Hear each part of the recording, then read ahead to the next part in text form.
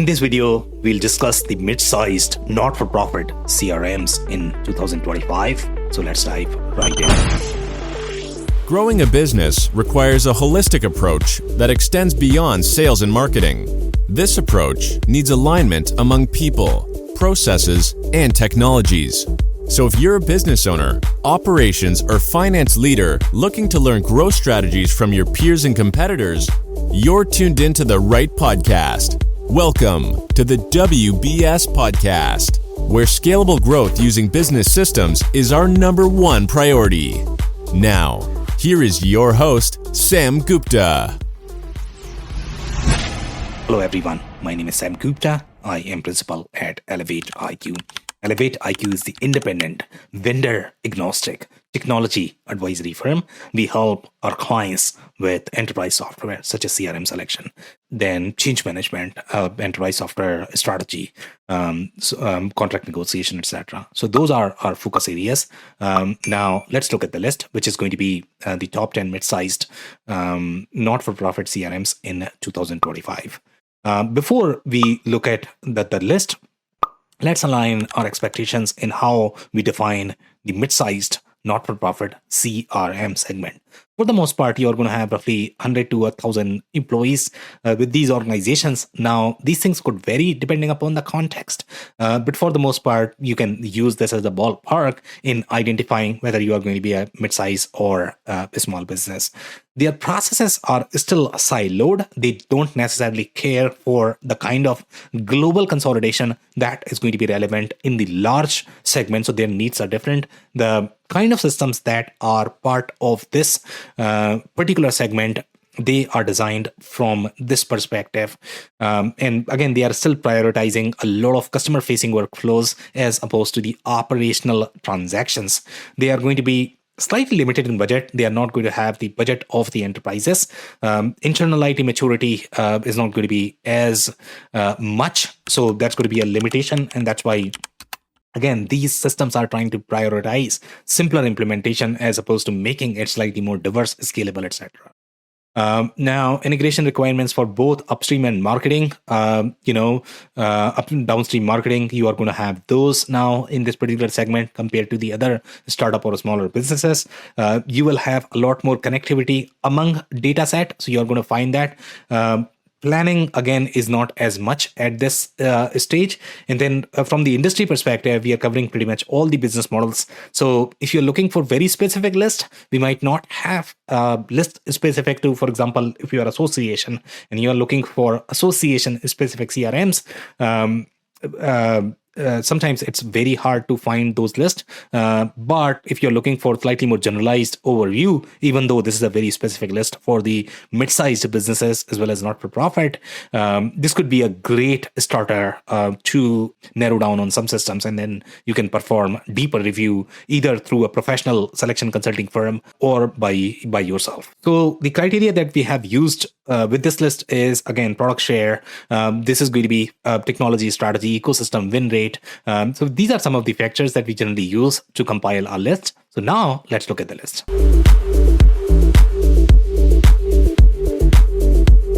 Number 10 on our list is Neon CRM. And Neon CRM, for the most part, is going to be slightly smaller for this market segment, because in this market segment, companies look for a little bit more scalability, a little bit more integration of different business processes.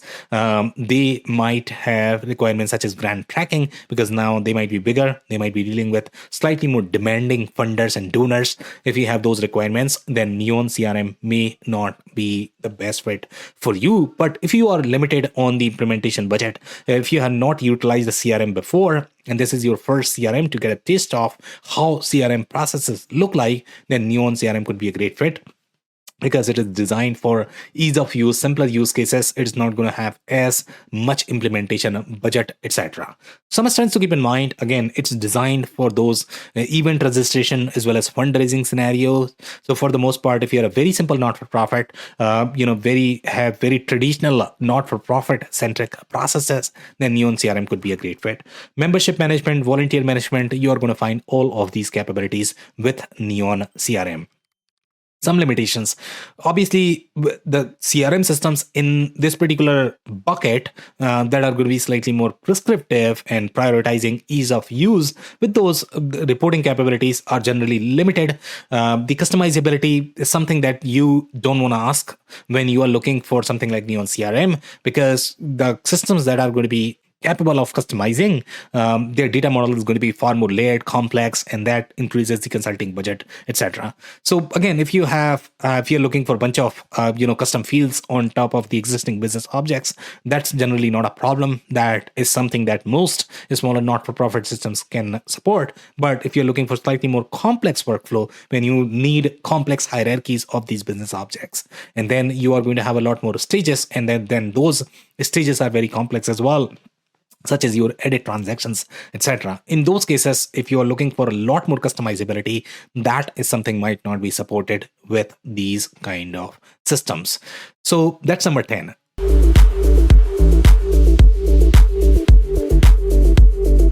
Now, number 9 on our list is Virtuous. And again, Virtuous is a very comparable system as your Neon CRM. It's slightly bigger in size, I would say, compared to Neon CRM, and that's why it does slightly better on this particular list.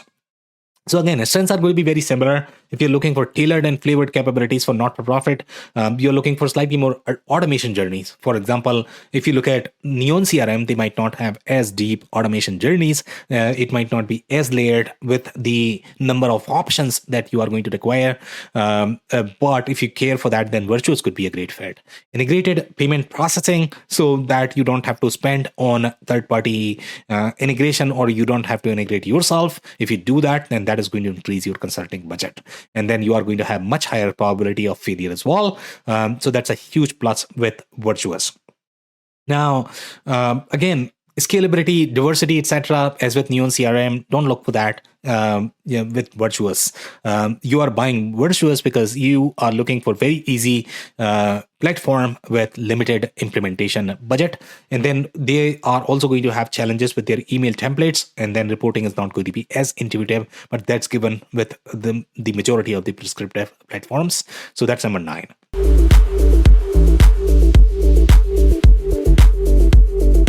Number 8 on our list is Kindful or Bloomerang.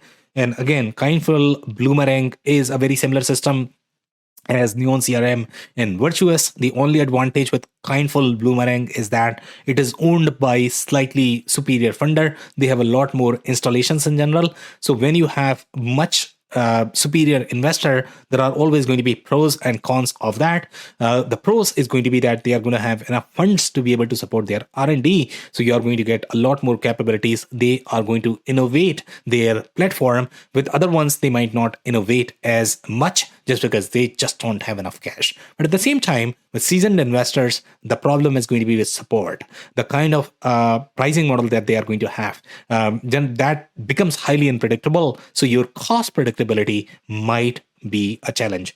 So again, the strengths that you are looking from the Bloomerang perspective, they are going to be very similar with other prescriptive platforms that we have reviewed so far. Easy to use, easy to implement, not-for-profit capabilities pre-baked. Limitations to keep in mind: data integrity. Again, if you're looking for data integrity across your different data sets, then these platforms may not be the best fit. Scalability, diversity, etc. And then you are going to have challenges with your pricing model, the payments that they are trying to push from their perspective. They have their own payments platform that they like to prioritize over the third-party payment platform. So that creates a little bit of friction when you have to move away from Bloomerang. Then you would learn that how difficult it could be when you are tightly coupling with a vendor payment platform. So that is something you might want to keep in mind with Bloomerang, and that's number 8.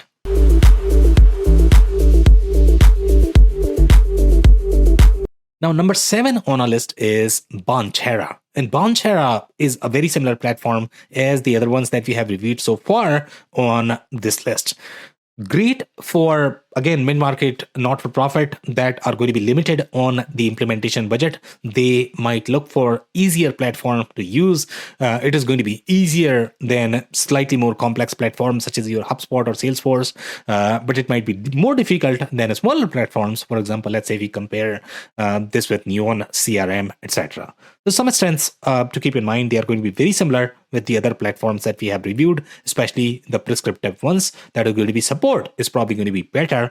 And if this is not owned by private equity, they generally have better support. Easy to use and implement, that is given with the majority of the tailored and flavored systems. So you are going to get that. And then omni-channel communication, they are really strong in that. That's going to be a huge plus.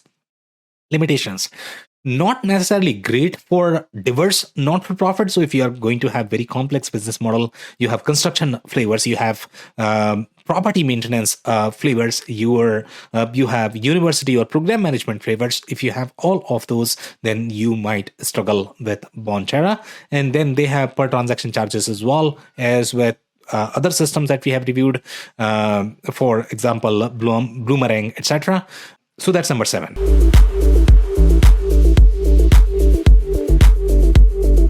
Number 6 on our list is Blackboard CRM.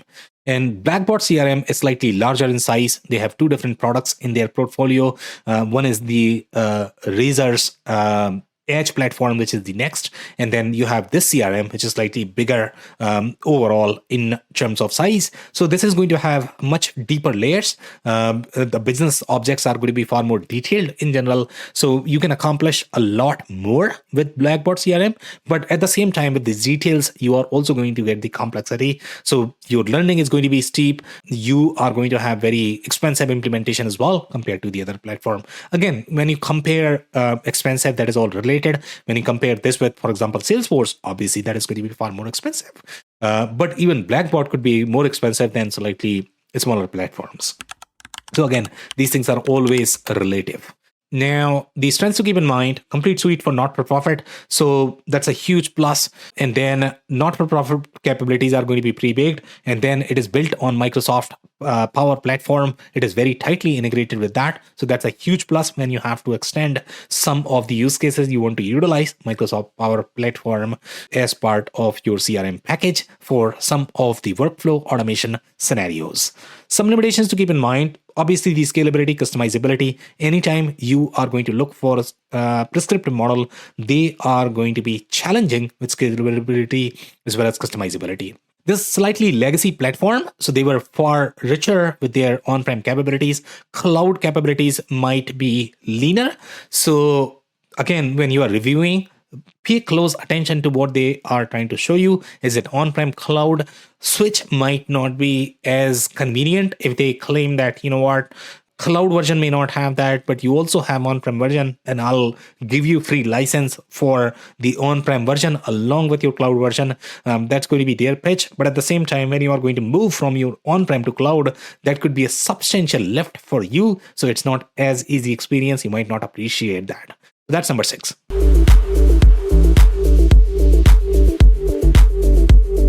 Number 5 on our list is HubSpot CRM. And HubSpot CRM is very different compared to the other ones that we have reviewed so far.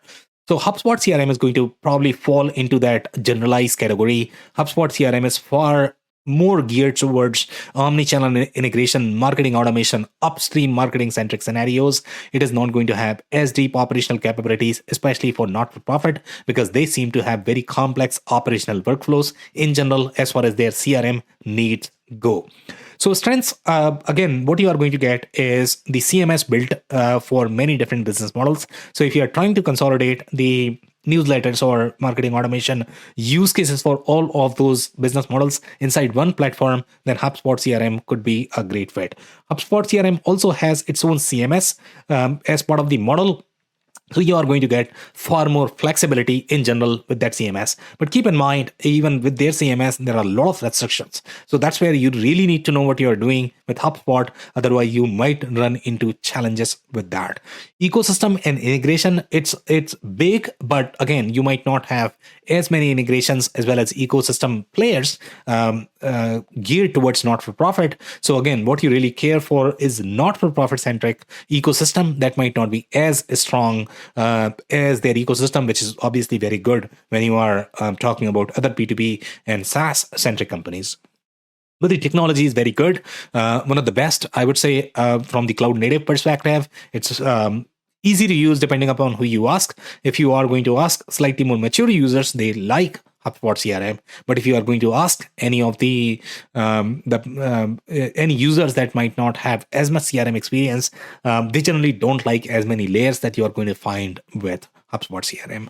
Some limitations to keep in mind: the custom objects are fairly limited for not-for-profit, so that's a huge risk for your implementation, especially if you're looking to bring operational capabilities inside your CRM. Then HubSpot CRM may not be the best fit.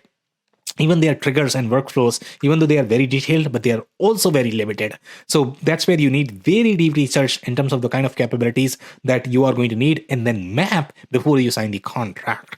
And then again, limited customizability of their core objects. They are always going to sell that, hey, my objects are infinitely customizable, but that is very rarely the case with any software. So in this particular case, you are going to run into a lot of limitations as with any software platform. So this is number 5.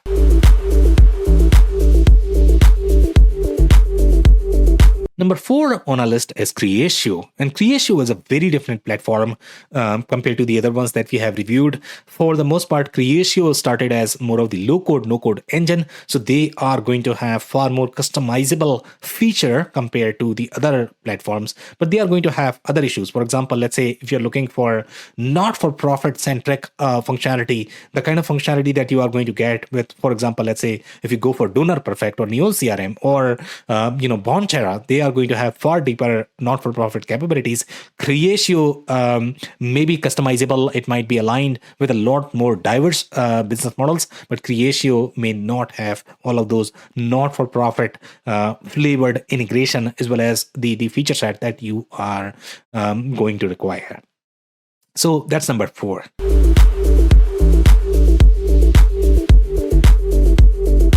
Number 3 on our list is Microsoft Dynamics 365 CE. And compared to the other systems that we have reviewed so far, Microsoft Dynamics 365 CE is going to be much larger. And much larger, when I say what that means is it's going to be a lot more customizable, scalable, able to accommodate a lot more different business models. But at the same time, with that, you are also going to get price tag, not only in terms of the software, but also with the consulting effort that you are going to require, the configuration options that you are going to have. So then your training is going to be much harder as well. You would require a lot more hand holding in general. So if you're looking for slightly simplified platform, then go for simpler platform. But then they are going to have their own constraints that you are going to get, and you are not going to get that diversity that you might get with the platforms such as your Microsoft Dynamics 365 CE. But that's great for any of the customizability, scalability, diversity centric use cases. For those use cases, Microsoft Dynamics 365 CE could be a great fit, and that's number 3.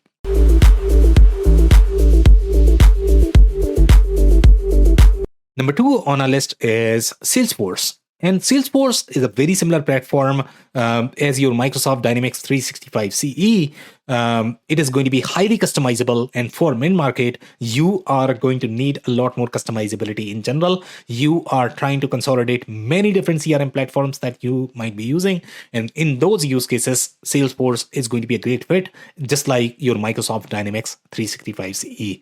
With Salesforce, you also have their not-for-profit additions as well as packages. But keep in mind, when you utilize that, you are going to run into a lot more licensing restrictions in terms of what you are able to do in terms of customizability. For example, let's say Salesforce as a platform, you might be able to customize a lot more. But when you utilize any sort of add-on, then you have to comply with their constraints. But this is going to be very similar with your Microsoft Dynamics 365 CE as well. They also have a lot more add-ons in their ecosystem that are going to have very similar capabilities as you are going to find with, for example, Bonchera, etc. But again, you are complying with the constraint of that particular, not-for-profit, as well as the vendor risk that you are going to have with the new vendor, because for the most part, these add-ons will be owned by a third-party vendor. With Salesforce, this is still owned by Salesforce, so you don't have as much vendor risk, but you still have the risk from the technical customizability, scalability perspective of the not-for-profit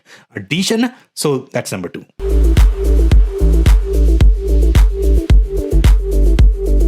Number one on our list is Zoho CRM. Zoho CRM is again very similar to your Microsoft as well as Salesforce, but at the same time, Zoho CRM is not as tightly connected, I guess, from the global data model perspective. So the way their database is designed, it uses its own database for each of the apps that you are going to have. So you just don't have as much connectivity. It's not designed for as big consolidation use cases. So depending upon where you are in your journey, for the most part, the mid-market companies, they don't necessarily require that global consolidation that is going to be relevant in enterprise use cases. And for that, we have a different list. You might want to check that. But for this particular market segment, you are still looking for slightly easier platform because your implementation budget is going to be limited. Your users are not going to be as sophisticated as what you are going to find in the enterprise segment. So that's why Zoho CRM is slightly better fit for the mid-market segment. And that's number one. If you enjoyed this video, we also